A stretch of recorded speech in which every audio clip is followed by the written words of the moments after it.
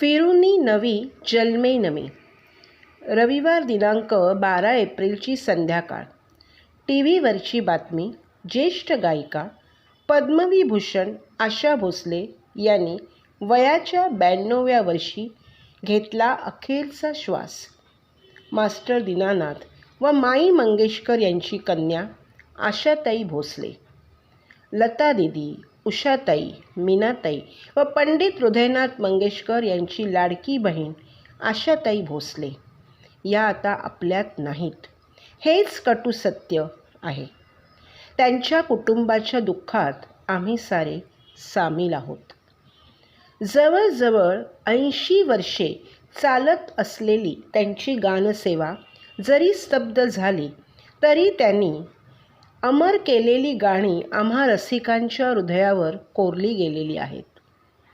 मला हे दत्तगुरु दिसले, आजा आजा मैं हूँ प्यार तेरा, पिया तू अब तो आजा, मेरा कुछ सामान तुम्हारे पास पडा है. अशी हजारो गाणी आज आपल्या तोंडी येणारच येणार. सदैव हसतमुख असणाऱ्या आशाताई खूप परिश्रमाने स्वरसम्राज्ञी या पदावर विराजमान झाल्या. महाराष्ट्र भूषण आशाताईंना अनेक पुरस्कारांनी गौरविले होते. संगीतात नवीन नवीन प्रयोग त्या नेहमीच करत असत. नाट्यगीत, भावगीत, सुगम संगीताबरोबर जोशील्या गाण्यांनी त्यांचा हजारो चाहता वर्ग निर्माण झाला.